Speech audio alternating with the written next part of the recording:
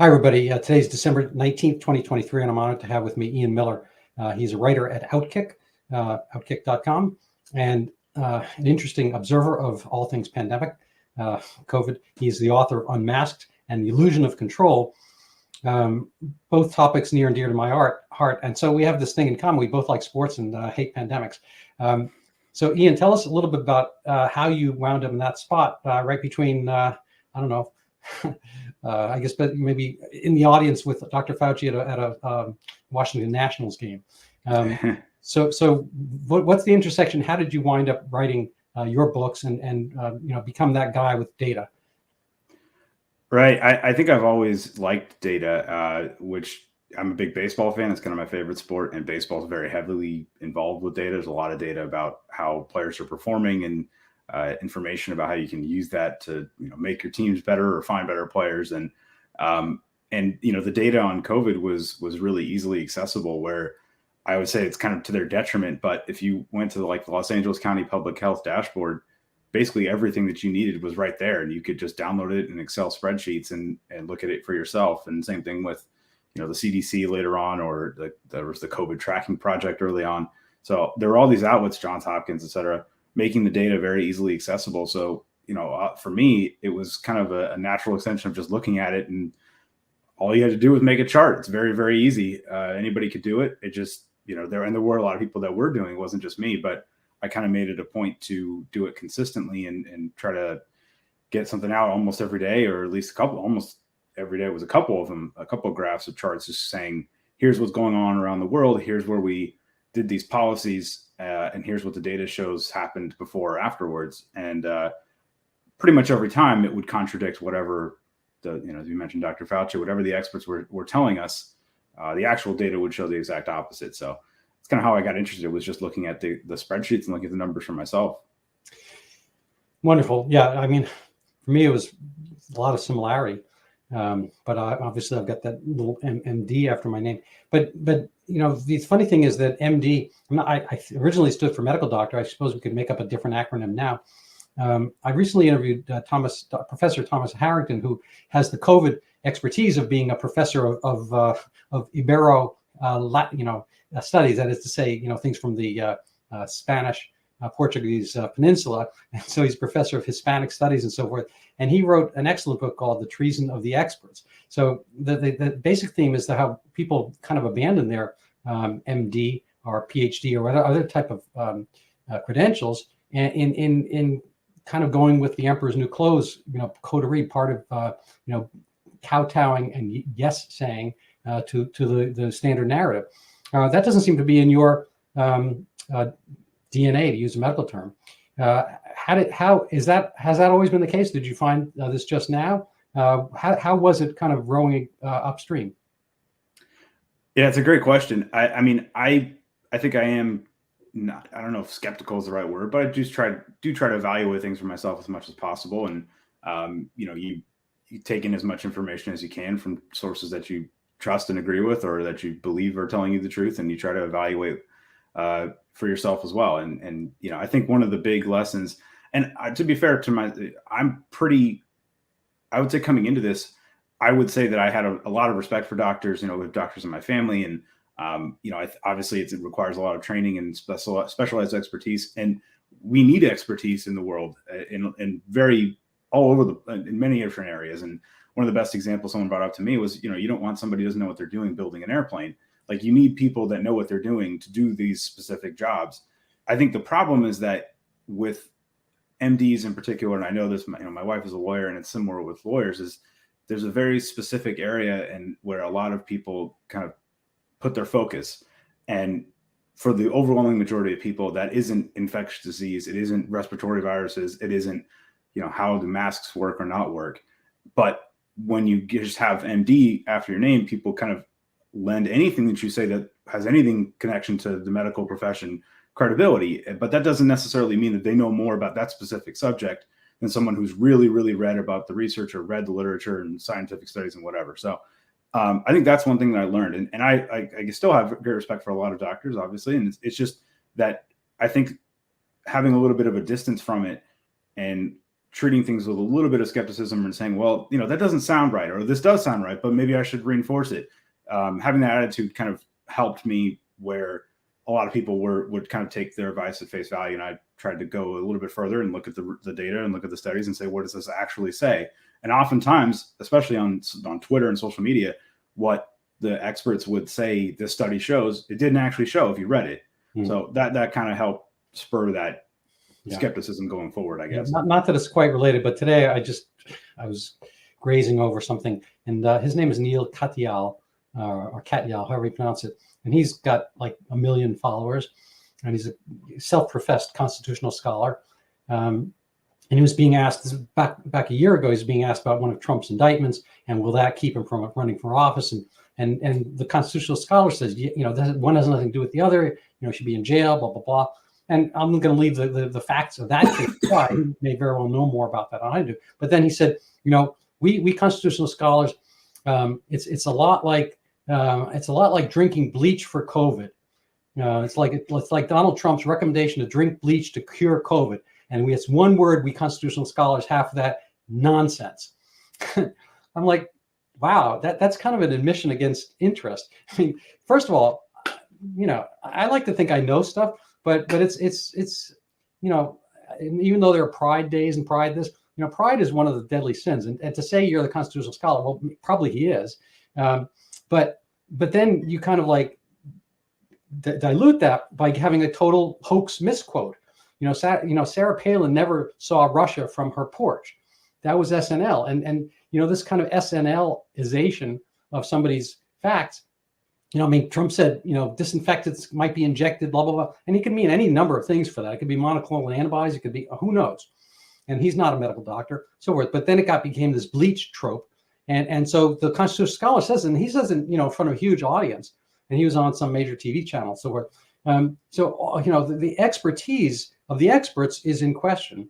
And so I like that you were grounded about this. Did you get traction? And do people, find your expertise? And do you see a second career, as a, kind of a fact checker, the checker of the fact checkers?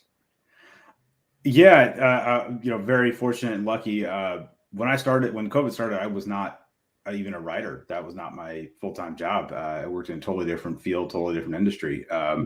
It just kind of so happened that there were a lot of people that had much bigger followings on social media than I did that started to notice the charts I was putting out and, would retweet it and share it. And there were clearly, a lot of people interested in learning about this stuff and reading the data and seeing how it interacted with the policy implementations that we were doing over time, especially in areas like I lived in Southern California, and obviously very heavy restrictions here and lockdowns and school closures and curfews and capacity limits, et cetera, et cetera. And so that kind of, it just kind of exploded out of nowhere, where people, I think, were really looking for this because the media wasn't doing it. And that's what I always say is, the media's lack of willingness to engage, willingness to question authority, willingness to tell the truth is the only reason that people like me, and it's not just me, have seen our profiles grow dramatically over the last couple of years. It's because people couldn't open up the newspaper or go to their local, LAtimes.com and see for themselves, LA did this mask mandate. Is it working? And that's what I was doing. So it was very simple.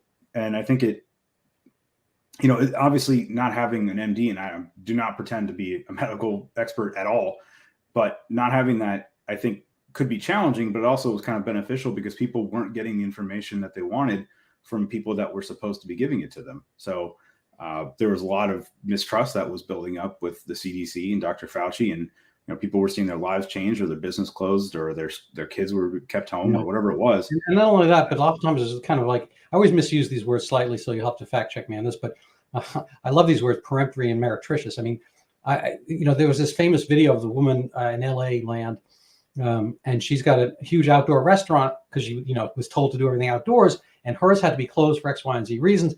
And they opened one in her parking lot that the film studios could use. And it's like, how is the air different over there from over here? Why am I closed and they're open? Do you remember that one? Oh yeah, definitely. That was in Sherman Oaks.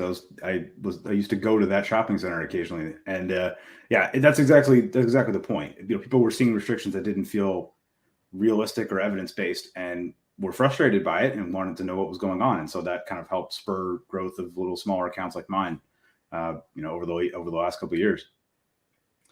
Yeah, I don't know if you're too young, unless you went back to see Woody Allen's Bananas. It's from the 70s. And basically, it's kind of like Cuba. So, revolutionary takes over and he gets power hungry. I mean, power mad. And he makes these decrees and people are yelling, yay. And then they get more and more absurd. And one of them is, everyone has to change their underwear every day. And like somebody says, how are you going to check that? He says, you're going to have to wear it on the outside. um, so not to get too crude about it, but, everyone wears, this is a segue sort of, everyone wears underwear. And yet, if somebody passes gas, the polite term for it, you're pretty much aware of it in a few seconds. And that's through underwear and pants and whatnot. But yet, the masks are going to, keep, these 50 micron particles away from inhalation. So let's get to kind of your topic of Unmasked. And what was the essence of that book? How did it get put together? What was the reception? Yeah, I thought it made sense, and I had a Michael Beatrice, who has been involved in this and for a really long time, was on Team Reality, as we called it on social media, and really suggested it, and I thought it was a good idea that putting a lot of this stuff down in a book was a good way to do it, because it's one thing to say to somebody, I don't think this is working. You should go check out this guy's Twitter account, and then have them scroll for 10 straight hours to see thousands of posts and thousands of charts. Diverted anyway. Exactly. Or, read these 25 articles. But if you hand somebody a book and, they can skim through it or read it as their leisure and read the whole thing or read it as they go, it's a little easier to digest. And it's also a better, kind of more comprehensive case. So my goal was just to show, this didn't work anywhere. It's not just, and we forget because it's now been a couple of years, but at the time people were blaming it's not working because not enough people were wearing masks, and it's just these stupid Americans who love their freedom too much, and freedom, DUMB, bad freedom. Yeah, exactly. And it was all our fault, and that's why it's not working. So my point was to show that no matter where you go, it never worked. And you can make a case, okay, well, maybe in Arizona or something like that, or Texas, maybe they weren't wearing masks as much as they should have, according to the experts. Mm-hmm. But you go to the countries in Europe that everyone says are science following, and that's the gold standard, and that's what we should be doing. It didn't work there either. Or in Asia, where people were wearing masks because we kept hearing it over and over again. If we could just be more like South Korea or be more like Japan, we could end COVID, because they did. And then it turned out, well, no, they actually didn't end COVID.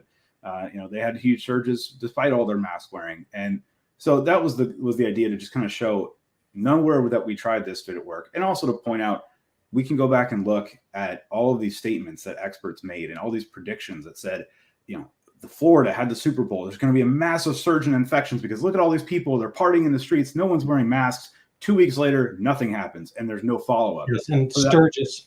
Remember the Sturgis? Yeah, exactly. Motorcycle rally. Everyone was all up in arms about that, not knowing there was going to be a George Floyd riot, a couple months later. They're like, you can't do this. You have, and of course they were, bikers, and they're kind of freedom loving by definition, or at least freedom of the road, and they congregated by the tens of thousands in Sturgis, and there was no blip. They monitored in Minnesota and all the surrounding states and whatnot. Nothing happened. And then when the riots came that summer, that was deemed to be therapeutic, because it was a rock paper scissors kind of thing. Is the intersectionality of it, rioting, was a greater public good, health-wise, for your mental social fabric than Sturgis was, or any other thing, or just milling around and being yourself. So there's always this kind of absurd political element to it. Anyway, so have you had kind of a greater footprint since the book came out, and did it get you the gig at Outkick, and how did that wind up coordinating?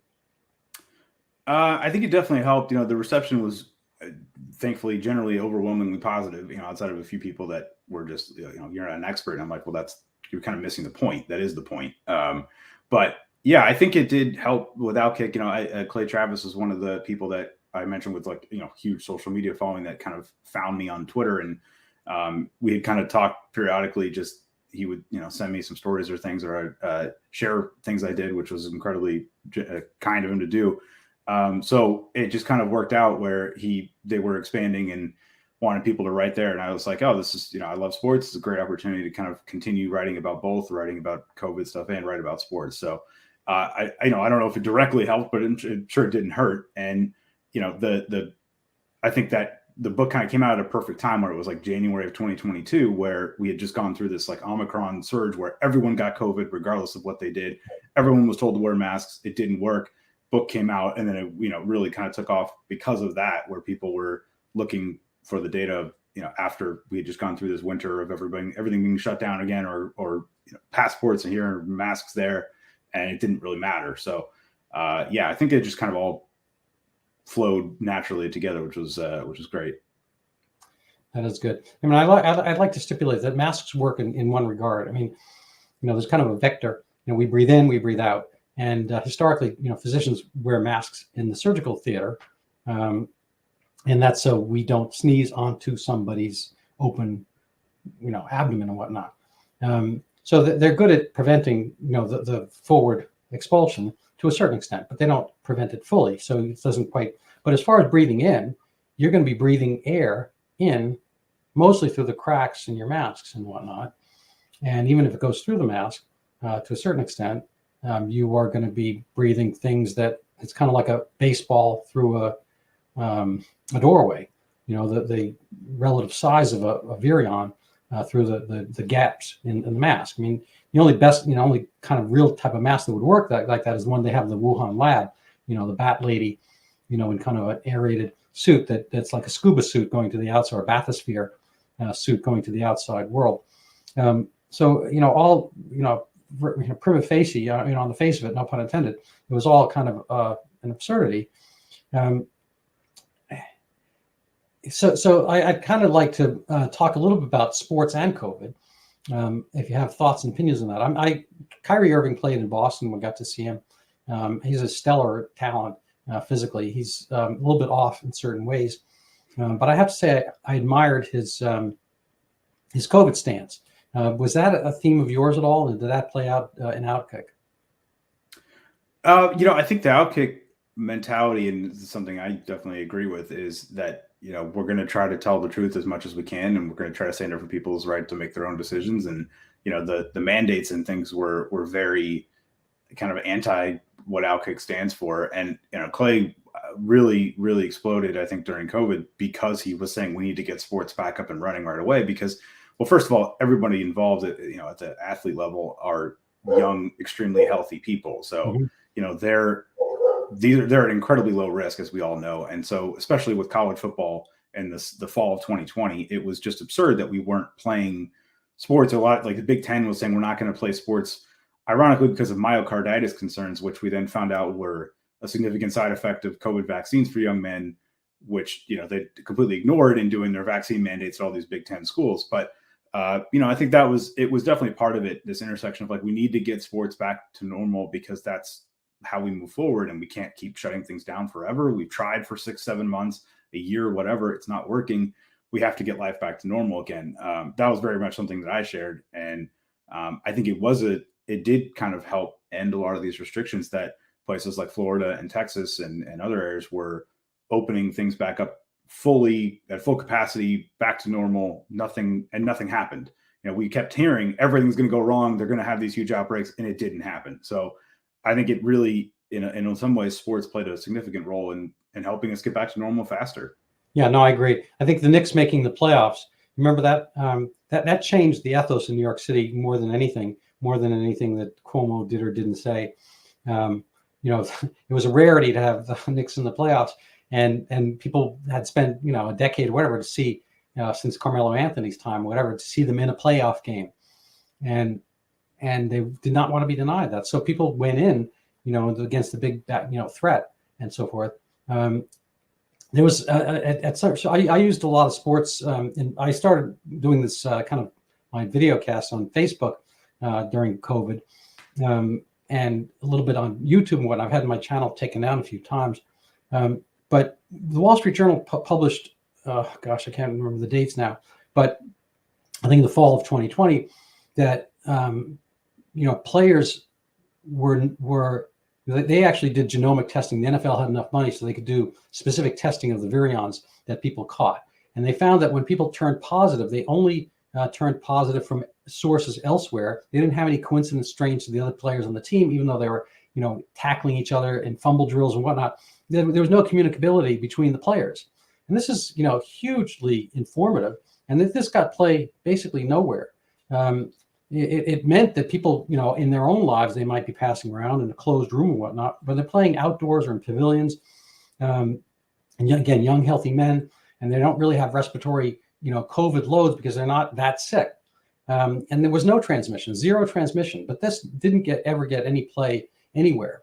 In your kind of work or experience, what was the tool by which that happened? That certain kind of things, everyone seems to know, and other things they never seem to know. Yeah, I'm very heavily critical of kind of mainstream media outlets. I think that this is another perfect example of it, where it's one thing to have it posted on the Wall Street Journal or the Fox News website or Outkick, but in order for it to kind of feed through the actual public discourse and general public, it has to go wider than that. And it just didn't. It didn't, because if you look at even local news, the overwhelming majority of the time, local news was just broadly supportive of whatever the experts said. I think a lot of it is that, they're all come from one political orientation, and they were all very scared, and they're very, very blindly trust the experts type of people, where they just didn't. It's like anything that came from Fauci or the CDC must be true because that's who was saying it, but it had nothing to do with the actual truth or reality, and they weren't interested or willing to find out whether or not they were right. And the lab leak is a good example, where for years they told us that was a conspiracy theory, and now all of a sudden it's we can talk about it because the New York Times is talking about it. So unfortunately, there's like these few outlets that kind of have influence on one side, and then there's like 25 that have more influence on the other side, and that's the side that kind of dominates popular debate and discussion. And unfortunately, I think they did such a terrible job of telling the truth, and they just kind of carried water for the people that they agreed with. And we're just now you start to get one article here, one article there. Oh, they're finally getting it, and then there'll be 10 in the other direction that says that they're defending what Fauci was saying the whole time. So they haven't really fully caught up. Yeah, I mean, the reason I brought up that Bleach reference is this guy, he's got, I think, 900,000 followers, and he's probably the number one Supreme Court plaintiff attorney. So if you want to get your case into the Supreme Court, he's like the gateway. There's probably a few dozen, maybe 3 dozen who get in. And otherwise, your case could be a great case, but it's not going to get in. It needs kind of the sinecure, the coin of the realm, the token to get in, and it has to be one of these attorneys. So there's a power dynamic. We see the same kind of choke point knowledge pathway in erstwhile Twitter, Jack Dorsey's Twitter, Facebook, and whatnot, where you were not only not promoted, you could theoretically be kicked off. I was, my YouTube was killed a few times because I posted Recep Levy saying that kids should not get the COVID vaccine, when in fact the data show that kids should not get the COVID vaccine. The WHO adopted his, not because of him, but coincidentally the same thesis, and Europe followed suit, and my YouTube channels were just destroyed. No explanation, nothing. And it's hard to get a foothold, when you're keep getting shot down. How does Outkick kind of work against that? And do you find even now under Elon's or Linda Yaccarino's X that things get reverb? And is there kind of any force or power against these narratives? Yeah, that's a big reason why I never really started a YouTube channel, was because I knew there was no point. Whatever I was saying, and you and a lot of other people were saying, a lot of brownstone people obviously was never going to be allowed by YouTube. Outkick, the YouTube content that they put up is not really controversial at all. It's more just about sports, so that's kind of avoided it. And but even then, we know we have to be careful with what we put on, specifically Facebook, because they are very, very strict on policing what they believe is, quote, COVID misinformation. Still, I Twitter in the old days, I was very careful with what I would say, knowing that, if I did get hit by some kind of, mark or suspension or whatever, that it could really hurt the amount of people that would see the information. So I was very careful about what I would say or imply in my tweets. And, now it has definitely gotten a lot better. I don't worry about it as much, but I will say it feels like the reach that a lot of people had, and myself included, seems to have gone down. And I think it's in large part because of the algorithm that they've either incorporated or existed and they started enforcing more or whatever, would heavily punish people that have had a lot of people where you've been blocked by a lot of people. And I was blocked by a ton of people, because people I've never interacted with, because they just didn't like what I was saying. So, if that's the case, it's pretty easy for opposition side people to mass block you, and then it limits your reach a bit. So even though the censorship has gotten better, there's still some issues, I think. So let me ask you about Renata Moon in the state of Washington.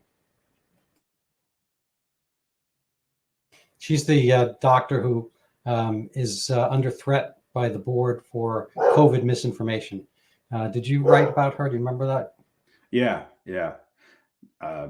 I think it's a good example too of how authoritarian a lot of these organizations and agencies and officials and administrators have become, and it really got exacerbated during COVID, where if you have the wrong conversation with patients, you can be disciplined. I mean, California passed that law, and it's now been rescinded, thank God, but where they were essentially going to take away medical licenses for people that disagreed with whatever COVID consensus was, whatever that even means, because there is no real COVID consensus anymore. But that's where these people have come down on things. We don't believe in free speech. We don't believe in individual doctor-patient relationships. It's, you must say what we believe you should say, and that's it. And that's not how the medical profession works. It's not how science works. It's, things change over time. Consensus changes over time. From just 30 or 40 or 50 years ago, what we do now is completely different. And it's ludicrous to think, oh, well, there's only one way to say this and one way to do it. And if you disagree, you're going to get punished. She's a good example. I don't know all the backstory of her entire case. There may be more to it, but as far as I could tell, a lot of the punishment would seem to be that she just publicly said things that contradicted what the official Washington Public Health Department wanted her to say. And we see this, the kind of the vagaries and the variance in medical knowledge, as it were, by the William Thomas story. You know who William Thomas is, right? I don't think I do, actually. So if you take William and you don't cut off anything anatomical, but you cut off the W-I-L and the M at the end. Yeah. Yeah, there you go. Then you get William Thomas. So medically, William Thomas is a guy with some issues, and probably one of those is autogynephilia. But almost medically, people are not allowed to say this. I am old enough now not just to be a physician, but a patient on occasion. And a new practice, whatever, I signed in, they're like, what's your sex? And they're not talking about quantity.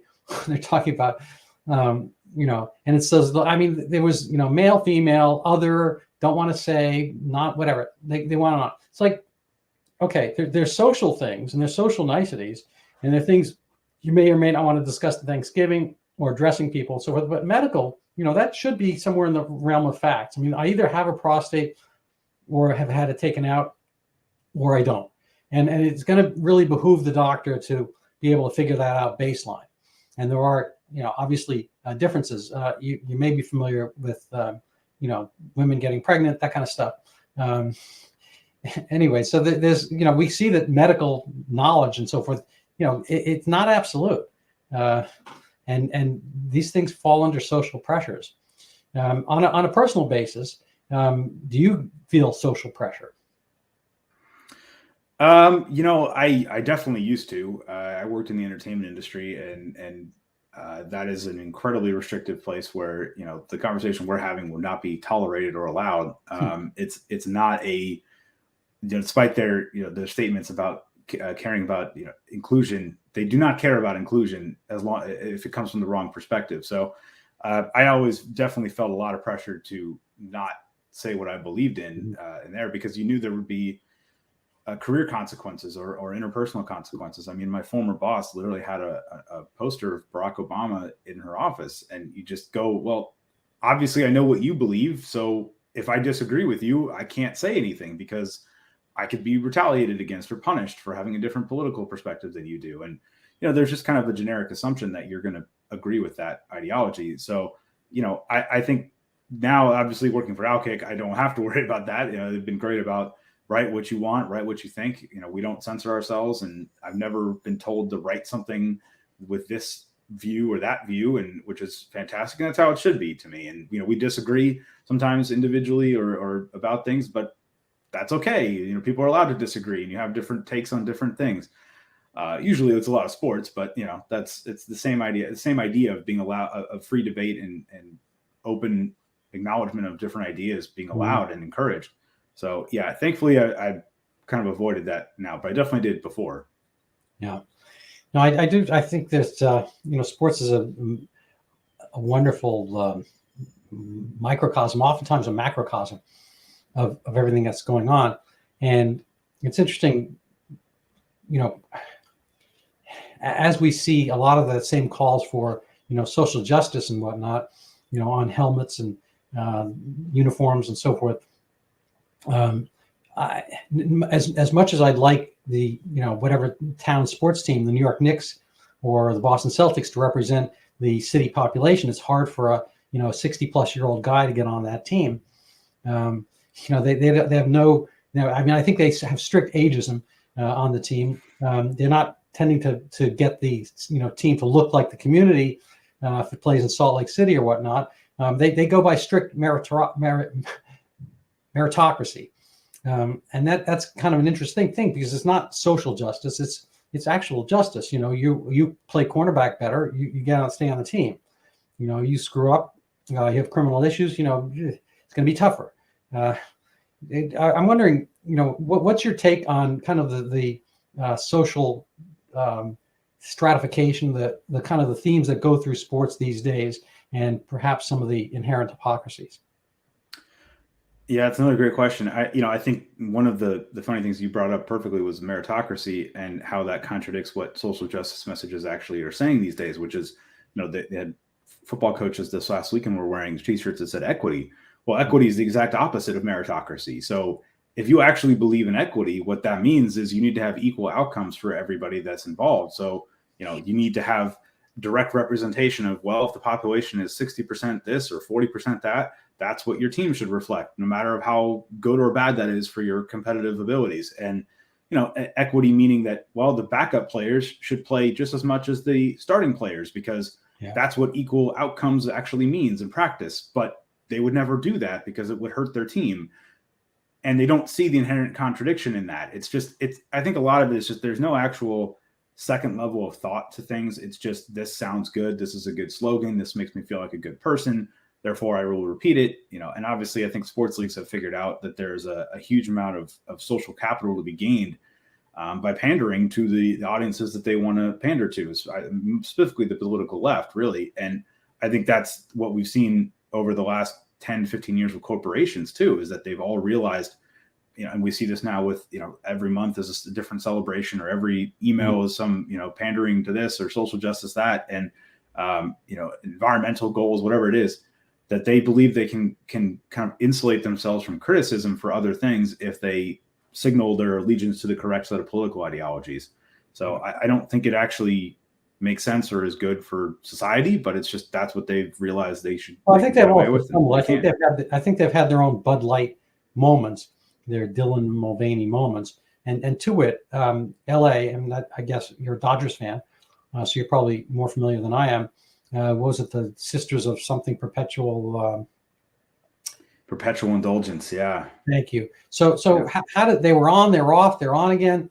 They separated, then they wound up adding regular nuns. Clayton Kershaw, I don't know. You tell me a little bit about that, if you don't mind. Yeah, I think it was a hugely embarrassing moment for them. I kind of actually covered it for Outkick at the game where they were that drag Catholic nun group was honored, quote unquote. and they buried it about an hour and a half. I would just stipulate they weren't Catholic nuns. Yeah, they're obviously not actually Catholic nuns, but it was basically, it's a group of drag performers that dress up as Catholic nuns and mock rituals of the Catholic Church and mock Jesus and other religious figures, something that they would never be able to do with any other religion. But for some ungodly reason, the Dodgers decided that was a group that should be honored before their Pride Night game. I have no idea how that decision was made. It makes no sense. I don't know how anyone thought that was a good idea, but they did, and so that was the decision. And then a bunch of prominent Catholics and Christians came out and said this isn't acceptable, including Marco Rubio. Initially, the Dodgers said, you're right, this isn't acceptable. And then after, of course, they got the backlash from the political left, they reversed course and said, no, actually, we apologize to them because the political left is mad at us, and so we're going to reinstate the honors. And then you saw these laughable pictures of these, face-painted people on the Dodger Stadium field being honored before a game. There were about 150 people in the stadium, I think in large part because they knew that it was going to be, they would get booed if they had done it later in the day. So Clayton Kershaw has always done these like faith and family events at Dodger Stadium. He's a strong Christian, and he said, I don't agree with this, which I thought was very impressive and good to see that someone on the team was willing to say this is wrong publicly, because it was. And he held his event a couple months later with no controversy and no protests and no mocking of other people's religions. And, that's what we should be doing. Yeah. Yeah. It's a little bit like the masks. I was bringing out that masks are good one way, but not the other. A lot of these things have that similar quality. There's kind of goodness flowing and kind of appreciation flowing from one direction, but not the other. And yet everything's supposed to be, we have to hear both sides. I don't think we necessarily have to hear both sides when, there's kind of a vector aspect to it, an aggression and a victim. A lot of victims have been transmuted. So what are your favorite kind of newsy, sportsy kind of stories lately? What's really piqued your interest, and what do you think people should know about that they haven't really heard potentially?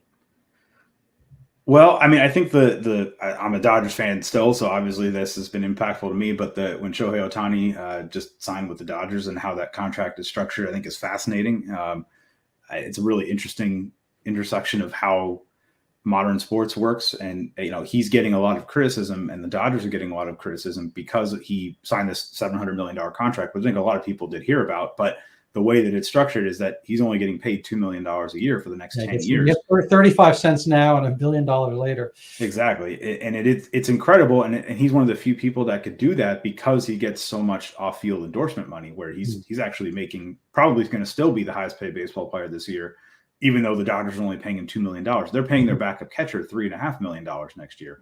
And there's not that many people that could do it, but he can, and he did. And it's actually a pretty, as anything could be when you're making $700 million, it's a pretty selfless thing to do, because as we all know with inflation, the value of the money now is way less than the value of the money in 10 to 20 years.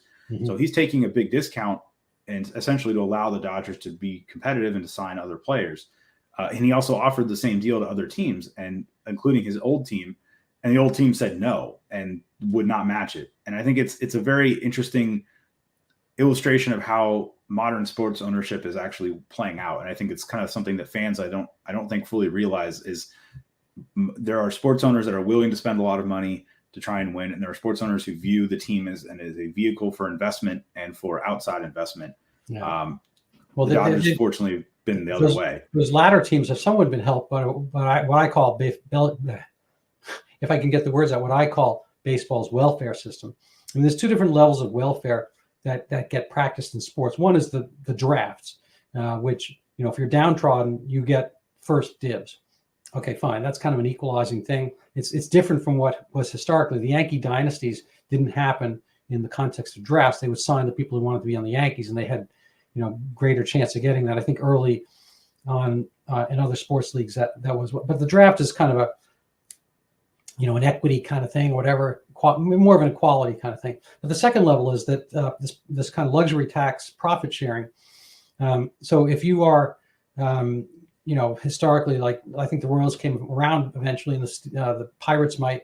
But if you're on one of these quote unquote small market teams with a bad team, you can just do fine getting luxury tax money, as well as I assume they're kind of structured depreciation and tax benefits from losing money on one level, and you can kind of hang out and do well without necessarily fielding a team as long as you're in that league. Which is an interesting question. On a sports level, we have this other concept in Europe of the it's almost like neon lights, if you know how they're motivated. There's this quantum leap between electrons between different levels, and so when they drop down, they shed light. You have to energize them to get up. But the soccer leagues, football leagues, have that thing where if you're not fielding a good enough team, you'll drop. Some other team will compete up and get in. What are the teams doing that now in sports that are just kind of hanging out, collecting luxury tax, and what's the deal with luxury tax, and do you know more about it than I do?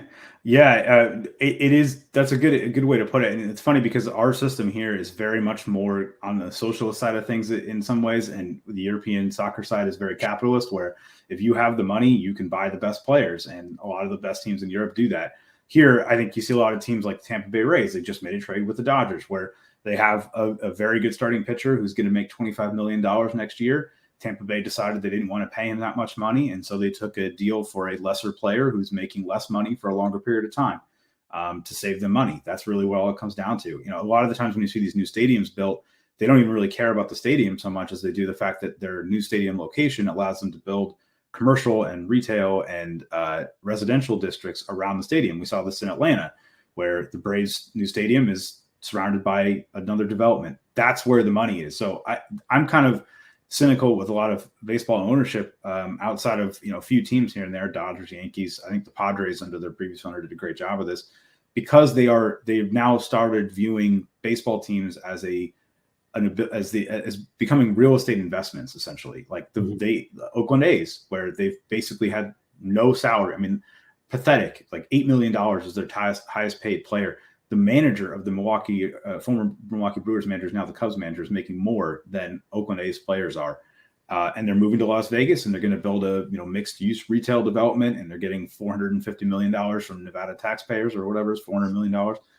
So it's frustrating to me that they are taking this kind of luxury tax money where richer teams that are willing to try to compete by signing the best players are punished and have to redistribute that money to the poorer teams that aren't trying to actually win, and then those teams pocket that money and still cry poor. So it's kind of a frustrating. That's a funny thing. It's a little bit like affordable housing. Once you get in, Thomas Sowell, the brilliant Hoover Institute octogenarian now economist, and bright light. He said when he was a kid, he always lived in affordable housing. That is to say, he only lived places he could afford. And so affordable housing becomes subsidized housing. And once you're in, it's hard to get out because you have to kind of not make more money than what their cutoff is. So you'll bump out of it. And so we see that a lot play out in sports where they don't want to bump, into certain categories, and they make, I think there's an aspect to it that makes some sense, as it were, as many of these things do. But it gets manipulated, and you wind up in that realm. You could spend a long time in this kind of quasi purgatory where your owner is just kind of using the team as a portfolio piece rather than a sports fan. So on a slightly different level, who do you think are the kind of most punished but well-intentioned owners out there? I mean, I kind of think David Tepper, was trying in Carolina Panthers land to field a good team, but I think he just missed. And now he's somewhat hated and whatnot. But are there owners who try, and is there a learning curve for this kind of thing? Yeah, I think in the NBA and the NFL, I think they all are, or at least the majority are trying, because of the way that they have that like salary cap and kind of salary minimums and things like that, where most teams are within a similar range of payroll. And so they're kind of, resources are not as big of an argument, which is funny again, because they have small markets and big markets too, just like baseball. I think there are like there are some teams that in baseball that are trying. The Philadelphia Phillies, they're not the biggest market, but they're trying. They've spent a whole bunch of money. The Mets tried last year, didn't work, and you could argue that spending money isn't the only fix. It's spending money wisely. And the Mets didn't really do that. But, Steve Cohen came in and he said, look, we play in New York. We make a lot of money. I'm going to spend a lot of money. Didn't work out, but that's the right mentality to have to me is, you really care about winning. If you view this as an actual competitive outlet, which for the fans it is, that's how you have to approach things. The Padres, again, they didn't work last year, but they tried. They went all in. And I'd rather have owners do that than, kind of go around the margins and try to, never even like, to me, the Baltimore Orioles are a good example where they have an incredible group of young players and their salaries kind of creeping up where as a team, but the owner basically said, don't get used to seeing our young players stick around for a very long time, because once they get expensive and reach free agency, we're not going to be able to sign them. What's the point of being a fan there then? All these players that you grow up rooting for, your kids grow up rooting for, because as a kid, that's what you associate with. And then they're going to be gone to the Yankees or the Dodgers in 6 years because you're just too cheap to spend money. And DC, Baltimore is a huge area, but so that, I guess I didn't have a lot of praise, but that's one guy I'll be willing to criticize. All right, so I'm going to ask you to put on your Nostradamus. I don't know if he has a hat or whatever. We've grown accustomed to having the great players from other places come here, whether it's Yao Ming or Luka Doncic or I don't know, Nowitzki and so forth. Is that always going to be the case? On some level, I mean, there's a baseball team in Milwaukee, and if you look at the cities in China, I think their top 30 cities probably have larger individual populations than all but maybe 3 of our top cities. Are these leagues going to transplant, transport our players? And do you think there'll be kind of other opportunities for, say, baseball players in China or Japan to have the greater leagues that for which we become the farm system, as it were, and so forth? Or is it just that these leagues are going to get kind of global and the NFL is going to have a team in Stuttgart or something like that? Yeah, I don't think we can ever be replaced. I mean, maybe ever is too strong a word, but I think it is tough. The best example is probably the Live Golf Tour that's backed by the Saudi Arabian investment fund, and they are poaching players left and right and giving huge bonus dollars to John Rahm is the latest one, and a bunch of other big high-profile professional golfers, and no one watches it. I think it's on the CW. I love golf. I watch a lot of golf. I have no idea where to find Live Golf. I couldn't tell you. I've never watched a single tournament. So, and they've got big personalities. It's really hard to take over the history that we have with these leagues. I think that's what makes part of it so meaningful, is that there's something that matters about winning the World Series or winning, a PGA Tour tournament. And that doesn't matter when you consider the Live Golf, Milwaukee stop or Houston stop or whatever it is. And Saudi Arabian Soccer League is trying it with Neymar and Cristiano Ronaldo and whatever. But the best players in the world still want to go play in Europe at the peak of their career, because that's where the top level of soccer competition is. Yeah. And it's hard I'm sure there will be a lot of players that do say, you know what, I'm just going to take the money. But I think the overwhelming majority of the best players in the world will still want to be where the best competition is. And for football, it's hard to ever see that not being the NFL, or for baseball being Major League Baseball, whatever it is. So I don't know, maybe I'm too optimistic, but that's my sense. Fair enough. So I'd like to get onto the basic thesis of your most recent book, and tell us a little bit about it. I'm going to put it up here on the screen so people can see it, learn about it, and buy it. So The Illusion of Control. Yeah. So the idea was basically to kind of expand on Unmasked a bit, because Unmasked, the way, and obviously, you've written books so that you know how this works. Like, you write the book and then it takes 6 months for it to actually come out. So I finished writing Unmasked sometime in like late summer of 2021, got released early 2022. So there was a ton to cover from like the 2021 to 2022 period that I didn't have the ability to do with Unmasked. So I wanted to kind of expand on it. And obviously that the kind of focus of pandemic restrictions changed in that year too, where it went from being, mask mandates were the only thing a lot of people doing, or, closures and whatever, to we're now doing vaccine passports and vaccine mandates as well. And with a lot of the same kind of expressions of certainty, maybe even more so from experts and media members saying, if everyone just gets vaccinated, we'll just beat this. And not only did it not happen, but it's almost easier to disprove because we had so much data on showing how many people did get vaccinated or boosted and then what happened afterwards. So it's very clear to plot, if we just get, and Fauci would say this, we just get 80% of people vaccinated, we'll stop COVID. Well, Singapore got 90% of people vaccinated and didn't stop COVID. And you can show that on a chart. So that was kind of the idea, was to cover that second part, expand on what happened in Unmasked, and explain even in greater detail why and how the experts were so wrong about so much of this stuff. Yeah, I trot this one story out a lot, and I apologize to my listeners, all 6 of them. But a physician friend of mine is reasonably prominent locally. He got COVID early, and so did his wife. He's an athlete, and he's in his 50s, whatever. But when it was a bad call, we were all curious, like, what was it like? It was the first person I know to get it. Did you live? Oh, he's obviously alive. And he's like, yeah, it was kind of like a bad cold. Okay, fine. And he sees kids. And I said, are you still going to be wearing a mask at work? He's like, probably yes. I'm like, do you think you can ever catch it again? He says, no. Do you think you have full immunity? Yes. Are you worried about spreading it to anybody in your family? No, they already gotten it. Do you think that you can give it to the kids at this point? No, I'm recovered.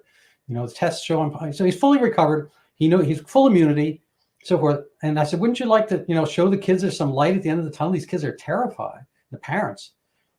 He's like, I said, well, what's holding you back? He said, well, it's not the right time. Like, what are you waiting for? We're medical doctors. We're supposed to be able to, think on an emergent basis. We're not supposed to wait for word on top, when to fix something. Anyway, he said, long story short, I'm not going to quote him exactly, but basically Nancy Pelosi still has a lot of use out of this COVID emergency to get rid of Donald Trump. That's kind of the essence of what he told me. I'm not going to say the exact words. I said, what do you mean? He says, well, there's a lot to be done here. We have to get rid of Trump. And if we keep the pressure up, there'll be, probably be mail-in balloting and so forth and so on, blah, blah, blah. And like, we had been friends a long time, and nothing's really been the same since then. I'm still, my jaw's not literally dropping now, but I felt that as a kind of a blow in my chest. And it's like, how can you, like, to quote, our elfin Swedish better, how dare you, Greta Thunberg, how dare you take medicine and do that with it? And that's malfeasant, malpractice, mal-informed, etc. It's bad. Anyway, so I'm sorry for going off on that tangent. But have you had feedback from the medical community, say, and or public health and whatnot? Yeah. I've been fortunate that a lot of the people that I've interacted with that are medical doctors have been very positive and supportive. And, someone I know, we both have talked to Dr. Jay Bhattacharya, and has been very, very supportive and generous with his time. And, it is, I've been lucky. There are some people that have definitely criticized my work because I'm not a doctor. And I think what you're describing is a lot of the reason why people, like, why illusion of control was the title I chose, because there is this illusion of control that doctors have, that experts have, because they have the credibility and they have the credentials where they think that whatever they say must be true because they're the ones saying it. That was the attitude I was trying to argue against and say, yeah, that might be true in some cases, but it's demonstrably not in other cases. And you have to have a little bit more humility and willingness to admit that you're wrong. Otherwise, people are going to stop trusting you. I think that's exactly what we've seen over the last couple of years. I personally have never developed that humility of admitting when you're wrong, because it hasn't really happened to me yet. Yeah, exactly. Well, I mean, and to be fair, I'm not always right. I know I've been wrong about things and said things that are wrong before. And, it's not easy to say that you were wrong, but as you're saying, laugh jokingly, obviously, but it's true. It's not easy to admit it. It's a skill. But when you are that publicly wrong, I think you have to say, absolutely. No, it actually, it feels good. At least I tell my wife that. Anyway, so I'd kind of like to round out the hour here, and I'm very grateful for your time. Any topics we haven't covered before I kind of give my little self promo? No, we've hit on a lot of it. I think it's really, I think there's so much there, and that's why I'm glad I have these two books out, because there was so much that happened, and I think everyone's, understandably so excited to just be done with it all and to move forward with life. But a lot of these policies are kind of lingering in specific areas, like hospitals or colleges and universities. A lot of universities, I think there's a Twitter account, No College Mandates, it's tracking this. There's like 75 colleges that are still mandating COVID vaccines for college students. So it's not fully finished yet, and we have to keep fighting it and have this full record of exactly how insane all of this stuff was, because they're still trying to do it, or they may continue to do it in the future as there's a new variant or a new COVID type of pandemic. So yeah, I'm glad I have this stuff out there, and I think it's valuable for people to continue to read about it and try to fight against it. Lovely. Well, thank you so much. So to help support my podcast here, video cast, you can go buy my book. It's somewhat in theme with my guests, and it's called Overturning Zika, the pandemic that never was. People may not remember this anymore because time has happened and it's been somewhat overshadowed by our current, but it was the biggest worldwide pandemic to that point, and it's disappeared, and yet people still maintain the theory. I personally maintain, as Overturning Zika, that the theory was flawed.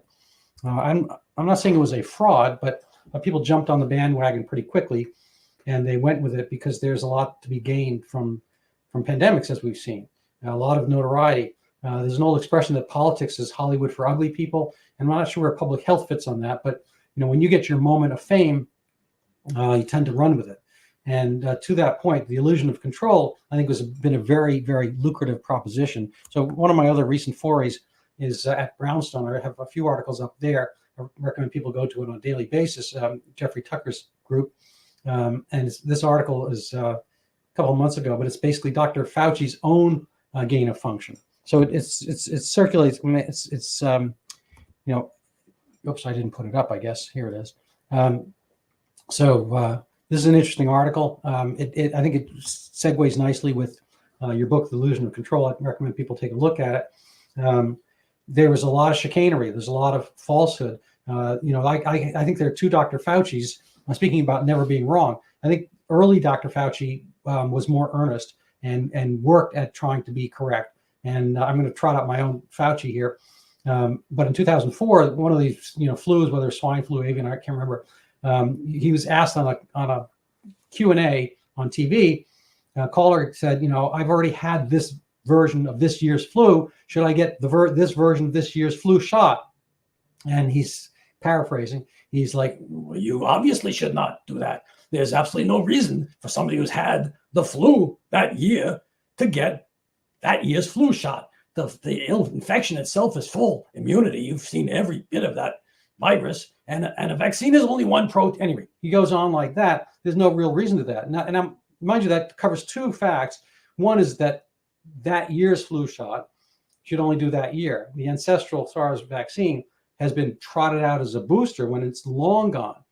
A and B, you should not vaccinate people after the fact, after they've had the illness, because the illness is better immunity. We've seen Wikipedia, flip that on its head as definition, because people are in the societal drift, even worse than continental drift. It's probably incontinental drift because they're kind of leaking their brains out along the way. Anyway, so there you have it. Buy my book. Even better if you read it, not just you, Ian, but everybody out there in Twitter land and so forth, YouTube land.